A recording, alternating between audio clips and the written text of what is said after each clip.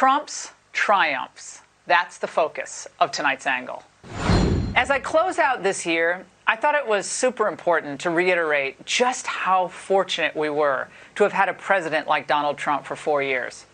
Now, forget the savagery of his critics, the rank media bias, and of course the controversy surrounding the 2020 election, mail-in ballots. Set that aside for just a moment. And just focus on what President Trump, against incredibly strong headwinds, did for our economy.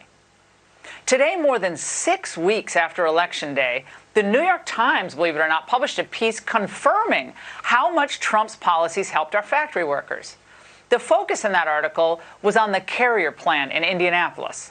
Now, it seems like a lifetime ago when in February 2016, a carrier executive made an announcement about the fate of the storied enterprise. It became clear that the best way to stay competitive and protect the business for long term is to move production from our facility in Indianapolis to Monterrey, Mexico. But then, populist, pro-American worker Donald Trump made it his personal mission after he won the presidency to ensure that Carrier save these American jobs and keep its factory in the United States. Indiana is the home of Carrier Air Conditioning, which is leaving for Mexico. That won't happen if I'm president. Carrier will not be leaving Indiana if I'm president. You were one of the people whose jobs was saved, yes? Yes, yes. Do you thank Donald Trump for this? Yes. Yes. Did you ever think it would happen? No. Even on Thanksgiving when we heard that there was a tweet that Donald was talking to Carrier, I was like, no, we've already started taking measurements, but they're gone. There's no way. No way. But yeah, he did it. Oh my gosh, I watched that and it makes me want to cry. Now, almost 5 years later, its workers are logging long days, and the plant is thriving. But with globalist Joe Biden waiting in the wings, the workers now have a foreboding feeling about what the future will hold. Some of us think they're stockpiling equipment so they can close the factory later. That's a worry that has only intensified for workers like Paul Rowell, a Trump supporter who fears that after the president leaves office, Carrier management will dust off old plans to move the factory's 1,050 jobs to Mexico. Trump's the reason we have our job, and as long as he was in office, we were safe, Mr. Rowell said. We don't have the leverage anymore. Well, I'm sorry to say, the workers there, their instinct, it's spot on. China and other low-wage countries, including Mexico, they're licking their chops, eager to gobble up the last of our great American factories, and with them, good-paying jobs. They've already gotten the EU to agree in principle, that China has, to a major investment agreement. That was just announced. And now they're acting aggressively, targeting against Australia, with disproportionately massive tariffs levied by Beijing. So if Joe Biden, if he didn't want to lose to China, he shouldn't have signaled that he had every intention of trashing Trump's America First trade agenda. The EU, well, they've decided to throw in with the global winner. And with Trump out of the way, that winner is China. Now, in this scenario, the rich international conglomerates, they'll get richer. Wall Street, they'll get a lot richer too, as they all engage in ruthless global arbitrage without one whit of concern when entire American industries are dismantled and shipped overseas. Isn't globalization wonderful? You know, that's what they're going to say. They're going to say, look at all these cheap products we have. Toys are so cheap, and you can buy a pair of pants for, $4. What a travesty.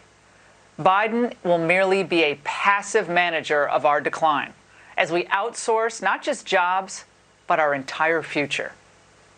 But back to Trump's triumphs.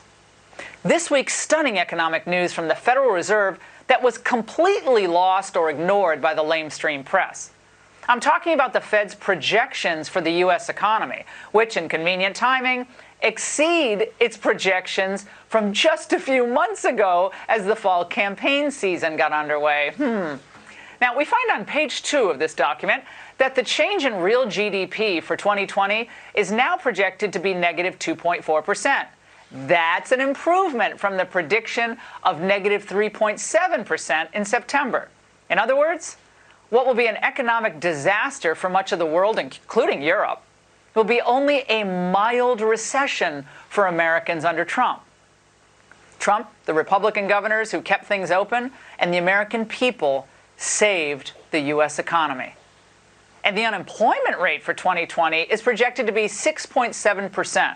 That's an improvement from the 7.6% they were predicting back in September. Again, this figure would be much worse if we had listened to Team Lockdown. The Fed projects a booming economy over the next 2 years, 4.2% growth in 2021, and the 2023 unemployment rate should be down, they say, to 3.7%. In short, President Trump has effectively solved the problems created by the pandemic. He said we'd develop a vaccine by the end of the year, and we did. He said we'd ensure that the cure wasn't worse than the disease, and looks like he did that too. He's left Biden with vaccines and an economy that is set to boom. If that boom doesn't happen, we're all going to know who's to blame. Now, it's odd that all of these numbers, these revised projections, they got so much better after the election. Isn't that weird? Now, might it have been nice for us? I think so, the voting public, to have known these incredible facts and revised numbers before the election? You bet.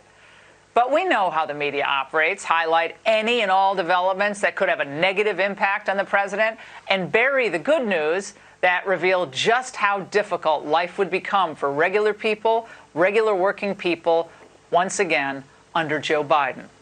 Yeah, we're going to be building back better, all right, but unfortunately, it will be happening in China, not here.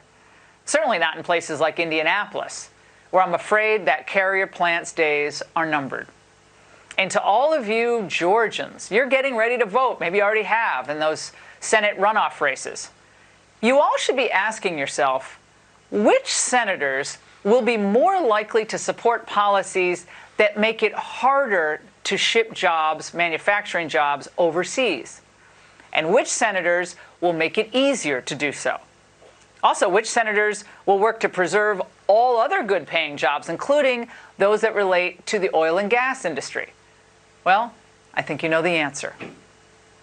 And tonight, I want to say thank you to President Trump for what you did for the forgotten man and woman across this country and for American industry, and also for the families that don't want handouts.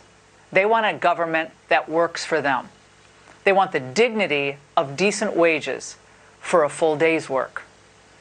The last 4 years are a prime example of what a president should be doing for the people. You may be brash at times, and the liberals don't like that, Mr. President, but you got things done. You put America first, and that is what's truly important. Merry Christmas to all of you, and Merry Christmas to the entire Trump family for what they sacrificed over the last 4 years. And that's The Angle.